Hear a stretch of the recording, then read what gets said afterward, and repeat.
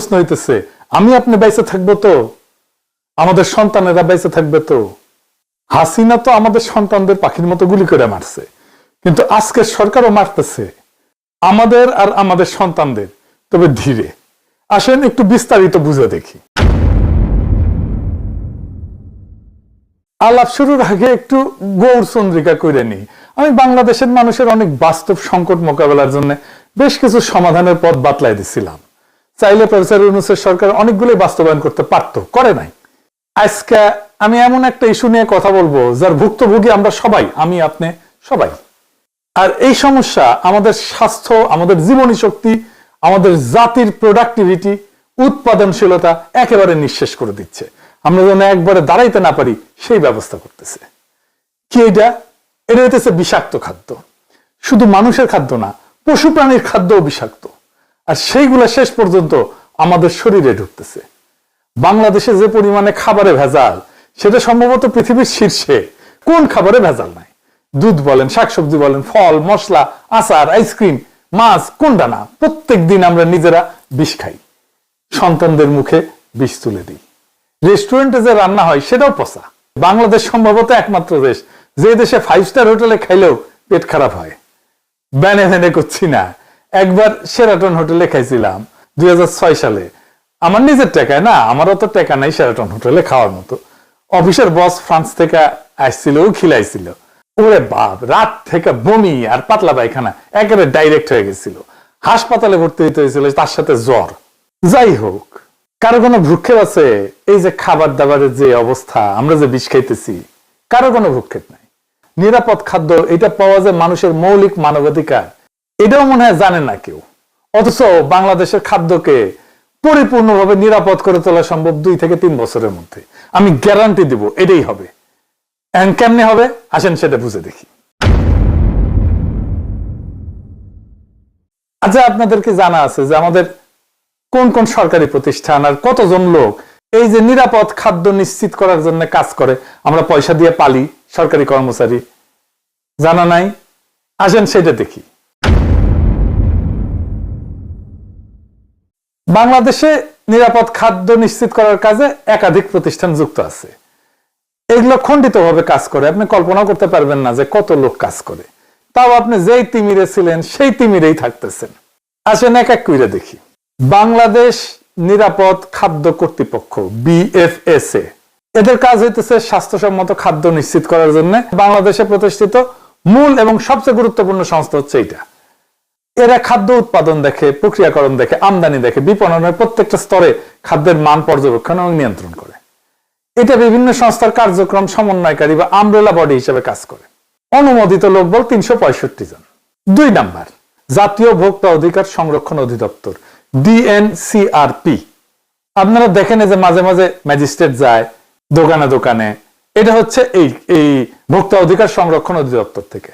এরা সরাসরি খাদ্যে ভেজাল বা অনিরাপদ উৎপাদনের ব্যবহার রোধে কাজ করে। এই সংস্থায় বাজার অভিযান পরিচালনা করে এবং অস্বাস্থ্যকর এবং ভেজাল খাদ্য বিক্রির বিরুদ্ধে আইনানুগ ব্যবস্থা গ্রহণ করে। ভোক্তারা যদি অভিযোগ করে তার ভিত্তিতেও তারা তদন্ত করে, জরিমানা করে। এদের লোকবল অনুমোদিত 664 জন। 3 number, Bangladesh standards and testing institution, BSTI। Seal দেখেন না BSTI এর? এটা হইতেছে সেটা বিভিন্ন খাদ্য পণ্যের মান নির্ধারণ করে এবং সেই মান অনুযায়ী পণ্য উৎপাদন হচ্ছে কিনা সেটা নিশ্চিত করে। তারা পণ্যের অনুকূলে BSTI এর একটা সিল দেয়, যা পণ্যটা নিরাপদ কিনা এইটার নিশ্চয়তা দেয়। খাদ্যে ভেজাল রোধ এবং সঠিক পরিমাণ নিশ্চিত করতে BSTI নিয়মিত ভ্রাম্যমাণ আদালত পরিচালনা করে। বর্তমানে এদের 664টা পদ আছে, আরো 1600 পদ এই সরকারি নিয়োগ দেবে, এটা পরিকল্পনা গ্রহণ করা হয়েছে। 4 নাম্বার, জনস্বাস্থ্য ইনস্টিটিউট, IPH।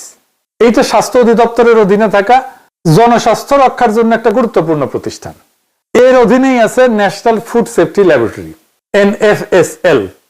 এই যে এটা খাদ্যের রাসায়নিক এবং মাইক্রোবায়োলজিক্যাল পরীক্ষা, অণুজীব পরীক্ষা, এটার মাধ্যমে গুণগত মান এবং নিরাপত্তা যাচাই করে। এইটা দেশের অন্যতম প্রধান খাদ্য পরীক্ষাগার।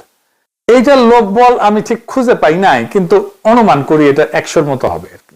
5 নাম্বার, বাংলাদেশ বিজ্ঞান এবং শিল্প গবেষণা পরিষদ, BCSIR, সায়েন্স ল্যাবরেটরিজ। এটা এই প্রতিষ্ঠান মূলত একটা গবেষণা সংস্থা, কিন্তু এর অধীনে থাকা খাদ্য বিজ্ঞান প্রযুক্তি ইনস্টিটিউট আছে একটা, IFST। এরা নিরাপদ খাদ্য নিয়ে গুরুত্বপূর্ণ গবেষণা করে এবং তারা খাদ্যের পুষ্টিগুণ, টক্সিন মানে বিষ আছে কিনা খাদ্যের মধ্যে, ভেজাল শনাক্তকরণের নতুন পদ্ধতি উদ্ভাবন করে, যা নিরাপদ খাদ্য নিশ্চিতকরণে পরোক্ষভাবে সহায়তা করে। IFSTর ওয়েবসাইটে এই ইনস্টিটিউটে 50 জনেরও বেশি বিজ্ঞানী গবেষক কর্মরত আছে। তো বিজ্ঞানী গবেষক ছাড়াও তো ইনস্টিটিউটে গবেষণা সহায়তার জন্য ল্যাব টেকনিশিয়ান লাগে, প্রশাসনিক সহকারী লাগে, কর্মচারী লাগে। তো সব মিলে বিবেচনা করলে ধরেন এদেরও 100-র মতো লোকবল হবে। এই প্রতিষ্ঠানগুলো ছাড়াও স্বাস্থ্য অধিদপ্তরের স্যানিটারি ইন্সপেক্টর এবং সিটি কর্পোরেশন এবং পৌরসভার স্বাস্থ্য বিভাগ মাঠ পর্যায়ে রেস্তোরাঁ যারা খাবার বিক্রি করে এই সমস্ত প্রতিষ্ঠান পরিদর্শন করে নিরাপদ খাদ্য নিশ্চিত করে। স্বাস্থ্য অধিদপ্তরের অনুমোদিত কাঠামো অনুযায়ী প্রত্যেকটা উপজেলায় এক বা একাধিক স্যানিটারি ইন্সপেক্টর আছে এবং সহকারী স্যানিটারি ইন্সপেক্টর আছে। সেই হিসাবে সারা দেশে 495টা উপজেলায় এই সংখ্যা প্রায় 1000 থেকে 1200 জন। সিটি কর্পোরেশন এবং পৌরসভাগুলোর স্থানীয় সরকার মন্ত্রণালয়ের অধীনে পরিচালিত হয় এবং তাদের নিজস্ব স্বাস্থ্য বিভাগ এবং জনবল কাঠামো আছে। এদের লোক বলের সংখ্যা প্রতিষ্ঠানের আকার, আয়তন এবং বাজেটের উপর ভিত্তি করে ভিন্ন ভিন্ন হয়। তো ধরেন সিটি কর্পোরেশন, বড় সিটি কর্পোরেশন গুলোতে যেমন ধরেন ঢাকা, চট্টগ্রাম, এদের স্বাস্থ্য বিভাগ বেশ বড় এবং সুসংগঠিত। প্রত্যেকটা সিটি কর্পোরেশনে একজন প্রধান স্বাস্থ্য কর্মকর্তা থাকে। এর অধীনে প্রত্যেকটা আঞ্চলিক বা জোনাল অফিসে স্বাস্থ্য কর্মকর্তা এবং তার অধীনে স্যানিটারি ইন্সপেক্টর বা খাদ্য পরিদর্শক কাজ করে। এদের আনুমানিক সংখ্যা ধরেন যেগুলো সিটি কর্পোরেশনের কয়েকশো। সারা দেশের 12টা সিটি কর্পোরেশন মিলায় এই সংখ্যাটা হবে 500 থেকে 700, তার একটু বেশিও হইতে পারে। পৌরসভা, বাংলাদেশের 329টা পৌরসভা আছে। এদের স্বাস্থ্য বিভাগের আকার তুলনামূলকভাবে ছোট। এটার আবার শ্রেণী আছে, যেমন ক শ্রেণী আছে, খ শ্রেণী আছে। তো ক শ্রেণী মানে এগুলো বড় পৌরসভা।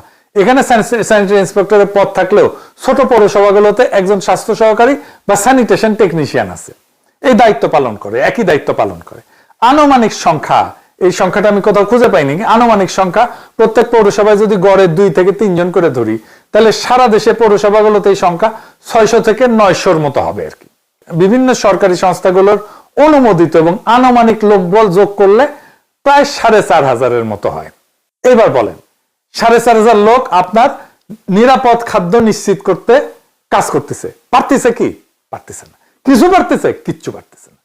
আচ্ছা, আমরা আশেপাশের কিছু পরিসংখ্যান দেখি, মানে ধরেন আশেপাশের দেশ, ধরেন ইন্ডিয়ারটাই দেখি। আসেন ইন্ডিয়ারটা একটু দেখি, আমরা মিলাই দেখবো বাংলাদেশের সাথে। ইন্ডিয়ায় ঠিক একই কাজ কতজন করে জানেন? 27500 জন। বাংলাদেশের জনসংখ্যা তো প্রায় 17 কোটি। তো মোট লোক বল হচ্ছে 4500-এর মতো। তাই প্রত্যেক 39,000 জনের জন্য একজন পরিদর্শক। ইন্ডিয়ার জনসংখ্যা 140 কোটি, লোক বল আছে প্রায় 25,000 ধরলাম আর কি, 25 থেকে 30,000 ধরলাম, 27,500 গড়ে। তো তাইলে প্রত্যেক 51,000 জন মানুষের জন্য একজন পরিদর্শক। তাইলে আমাদের লোক বল ইন্ডিয়ার চাইতে বেশি। তাইলে ইন্ডিয়ার চাইতে কি খাদ্য আমাদের দেশে বেশি নিরাপদ? আসেন সেটা দেখি। ইন্ডিয়া একটা গবেষণা হয়েছিল এবং পাওয়া গেছে যে 42% খাবারে ভেজাল পাওয়া গেছে। তার মানে 58% খাবার ভালো। আমাদের দেশে ভেজাল কত? 76% খাবারে ভেজাল, মানে 24% খাবার ভালো। তাহলে আমাদের এই 4500 লোক বল কি বাল ফেলাইতেছে? কিচ্ছু না। অন্তত ইন্ডিয়া স্ট্যান্ডার্ড তো মেনটেন করবে। কি ভয়াবহ অবস্থা বিরাজ করতেছে দেখেন। তাহলে এখান থেকে উত্তরণের পথ কি? আচ্ছা, এবার আলাপে যাওয়ার আগে আরেকটা তথ্য দেখে নি। আমেরিকাতে কতজন কাজ করে নিরাপদ খাদ্য নিয়ে কাজ করতে? 5,500। যুক্তরাষ্ট্রে জনসংখ্যার হিসাবে প্রত্যেক 61,000 জনে একজন খাদ্য পরিদর্শক কাজ করে, একজন খাদ্যকর্মী। মানে আমরা আমেরিকার চাইতে বেশি লোক নিয়ে আমরা কিছুই করতে পারতেছি, কিছুই করে না। এরা হয় জানে না অথবা কাজ করে না, বসে থাকে, খালি বেতন গুনে। তাইলে এগুলোর পাবলিকের ট্যাক্সের টাকায় পাইলে লাভ আছে? নাই। সরকারের কি কোনো মাথা ব্যথা আছে? নাই। যেভাবে চলতেছে চলতেছে, কেউ প্রশ্ন করে না। এইটা নিয়ে যে কাজ করতে হবে সেটাও কেউ বলে না। তাইলে এখন আমাদের কি করতে হবে? এই যে জটিল অবস্থা, এই জটিল অবস্থা সামলানোর মতো প্রতিষ্ঠান আমাদের নাই। একটা প্রতিষ্ঠান আছে, যেটা মোটামুটি ভালো কাজ করে, সেটা হইতেছে ড্রাগ অ্যাডমিনিস্ট্রেশন। ড্রাগ অ্যাডমিনিস্ট্রেশনকেই আমাদের মূল ইনস্টিটিউট করে সবগুলো খুচরা খাচরি যেগুলো বিভিন্ন জায়গায় ছড়াই ছিটে আছে সবগুলোকে ড্রাগ অ্যাডমিনিস্ট্রেশনের আন্ডারে আনতে হবে এবং আমাদের নাম দিতে হবে আমেরিকার মতো ফুড অ্যান্ড ড্রাগ অ্যাডমিনিস্ট্রেশন। খাদ্য এবং ওষুধের অ্যাডমিনিস্ট্রেশন, এদের এক্সপার্টাইজ আছে, দক্ষ লোক, এরা জানে কিভাবে ওষুধের মান নিয়ন্ত্রণ করতে হয় এবং এরাই পারবে খাদ্যেরও মান নিয়ন্ত্রণ করতে। তো যুক্তরাষ্ট্রে FDA কি করে আসেন একটু বুঝে দেখি। 1 নাম্বার, খাদ্য নিরাপত্তা এটা নিশ্চিত করে, ওষুধ নিয়ন্ত্রণ করে, চিকিৎসা যন্ত্রপাতি মেডিকেল ডিভাইস এটা নিয়ন্ত্রণ করে, ভ্যাকসিন এবং বায়োলজিক্স আরেক ধরনের ওষুধ সেটা নিয়ন্ত্রণ করে, তামাক নিয়ন্ত্রণ করে এবং কসমেটিক্স এবং সাপ্লিমেন্টস নিয়ন্ত্রণ করে। সাপ্লিমেন্টস মানে যে ভিটামিন টিটামিন এই সমস্ত, প্রোবায়োটিক ইত্যাদি ইত্যাদি। বাংলাদেশে FDA ধাঁচের একটি শক্তিশালী দপ্তর করতে হইলে জনবল ধাপে ধাপে বাড়ানো বাস্তবসম্মত। প্রথম ধাপে আমাদের যা লোক আছে সবগুলোকে একসাথে নিয়ে এসে এটার আন্ডারে রাখতে হবে এবং ফুড অ্যান্ড ড্রাগ অ্যাডমিনিস্ট্রেশন এটা স্বাস্থ্য মন্ত্রণালয় থেকে বাইর করে নিয়ে এসে এটাকে একটা স্ট্যাটিউটরি বডি করতে হবে। এইটা থাকবে প্রাইম মিনিস্টারের কার্যালয়ের অধীনে। এইখানে আমার হিসাবে মোটামুটি 10,000 লোক বল যদি আমরা দিতে পারি, 10 থেকে 11,000, তাহলে এটা খুবই ভালো কাজ করবে, একদম আমেরিকান স্ট্যান্ডার্ডে কাজ করতে পারবে। তাইলে যে সমস্ত খণ্ড খণ্ড ভাবে খাদ্য এবং ওষুধ নিয়ন্ত্রণে বিভিন্ন সংস্থা আছে সেটাকে একটা ছাতার নিচে আনতে হবে। প্রথম ধাপে ডিরেক্টর ড্রাগ অ্যাডমিনিস্ট্রেশন DGDA এবং BFSA যেটা নিরাপদ খাদ্য কর্তৃপক্ষ, এই দুটোকে একীভূত করতে হবে, কারণ এই দুই প্রতিষ্ঠানই যথাক্রমে ওষুধ এবং খাদ্যের মূল নিয়ন্ত্রক। এরপর ধাপে ধাপে Bangladesh standards and testing institution BSTI এর পরীক্ষাগার, তার ক্ষমতা, মান নির্ধারণের অংশ এটা যুক্ত করা যেতে পারে, ভোক্তা অধিকার সংরক্ষণ অধিদপ্তর এটা যুক্ত করা যেতে পারে, বাজার নজরদারির অংশটা, তাহলে মাঠ পর্যায়ের কার্যক্রম শক্তিশালী হবে।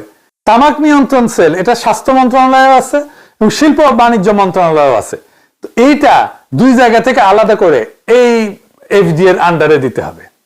আর কসমেটিক্স, আমি জানি না কসমেটিক্স কেউ দেখে কিনা, কসমেটিক্স এবং সাপ্লিমেন্টস নিয়ন্ত্রণের জন্য DGDA এবং BSTI থেকে নতুন দপ্তরে স্থানান্তর করলে পুরা খাত একটা ছাতার নিচে চলে আসবে।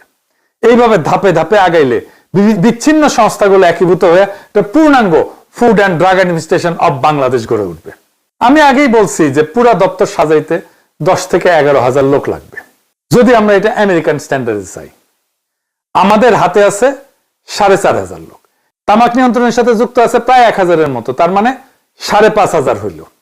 আর ড্রাগ অ্যাডমিনিস্ট্রেশনে প্রায় 1100 লোক আছে, তার মানে 6,600 লোক আমার কাছে এখনই রেডি, আমরা তাদেরকে বেতন দিই। এই জনবল আমার এখনই আছে। তো কোন দপ্তর কিভাবে কোথায় যাবে তার একটা খসড়া করছি এইভাবে। এইটা সাহেব এটা একটু পাশে দেখান, আমি বলতেছি। প্রথমে আসবে ওষুধ প্রশাসন অধিদপ্তর DGDA, এইখান থেকে ওষুধ নিয়ন্ত্রণ হবে, মেডিকেল ডিভাইস ভ্যাকসিনের নিবন্ধন হবে, মান নিয়ন্ত্রণ হবে, কসমেটিক্স এবং সাপ্লিমেন্ট সংক্রান্ত সব দায়িত্ব সরাসরি ফুড অ্যান্ড ড্রাগ অ্যাডমিনিস্ট্রেশন বাংলাদেশে চলে আসবে। এরপরে যুক্ত হবে বাংলাদেশ নিরাপদ খাদ্য কর্তৃপক্ষ BFSA, খাদ্য নিরাপত্তা আইন, নীতি, ফিল্ড পর্যায়ের সমস্ত তদারকির ক্ষমতা ফুড অ্যান্ড ড্রাগ অ্যাডমিনিস্ট্রেশন বাংলাদেশের খাদ্য নিরাপত্তা বিভাগে স্থানান্তরিত হবে। BSTI থেকে খাদ্য এবং কসমেটিক্সের মান নির্ধারণ হবে এবং পরীক্ষাগার কার্যক্রমের একটা অংশ যুক্ত হবে। স্থানীয় সরকার প্রতিষ্ঠান যেমন সিটি কর্পোরেশন, পৌরসভা, যাদের ভ্রাম্যমাণ আদালত এবং স্যানিটারি ভেটেরিনারি ইন্সপেকশন ক্ষমতা আছে, তারা সমন্বিত হয়ে ফুড অ্যান্ড ড্রাগ অ্যাডমিনিস্ট্রেশনের খাদ্য নিরাপত্তা বিভাগ এবং ভোক্তা অধিকার সেলের সঙ্গে কাজ করবে, তাদেরকেই রিপোর্ট করবে। স্বাস্থ্য অধিদপ্তর এবং রোগতত্ত্ব রোগ নিয়ন্ত্রণ যেটা IEDCR, এইখান থেকে ভ্যাকসিন এবং বায়োলজিক্সের মান নিয়ন্ত্রণ এবং গবেষণা অংশ যুক্ত করতে হবে। ভোক্তা অধিকার সংরক্ষণ অধিদপ্তর মানে DNCRP, এটার বাজার নজরদারির একটা অংশ যুক্ত হবে যাতে খাদ্য এবং ওষুধ সংক্রান্ত প্রতারণা প্রতিরোধে food and drug administration Bangladesh কার্যকরভাবে ভূমিকা রাখতে পারে। সবশেষে স্বাস্থ্য মন্ত্রণালয়ের তামাক নিয়ন্ত্রণ সেল এবং শিল্প ও বাণিজ্য মন্ত্রণালয়ের তামাক উৎপাদন এবং বিপণন অনুমতির ক্ষমতা একত্রিত হয়ে ফুড অ্যান্ড ড্রাগ অ্যাডমিনিস্ট্রেশন বাংলাদেশের তামাক নিয়ন্ত্রণ বিভাগ গঠন করবে। এইভাবে DGDA থেকে ওষুধ, BFSA থেকে খাদ্য, BSTI থেকে মান নিয়ন্ত্রণ, স্থানীয় সরকার থেকে ফিল্ড ইন্সপেকশন, DGDS থেকে এবং IDS থেকে ভ্যাকসিন, DNCRP থেকে বাজার তদারকি এবং টোবাকো সেল থেকে তামাক নিয়ন্ত্রণ সব একত্রিত হয়ে একটা পূর্ণাঙ্গ food and drug administration of Bangladesh গড়ে উঠবে। বিষমুক্ত খাদ্য মানে শুধু স্বাস্থ্য না, এটা আমাদের অধিকার, এটা আমাদের ভবিষ্যৎ। আমরা চাই দুধে বিষ না, বিশুদ্ধতা। আমরা চাই শাকে রাসায়নিক না, প্রাণের গন্ধ। আমরা চাই রেস্টুরেন্টে ভোজ, হাসপাতালের শয্যা না। আজ সময় আসছে আমরা বলবো একসাথে, আমরা নিরাপদ খাদ্য চাই, এখনই চাই, আজই চাই। এই দাবি আমাদের শক্তি, এই দাবি আমাদের বাঁচার শপথ। যেদিন ভেজাল মুক্ত খাদ্য হবে সবার অধিকার, সেদিন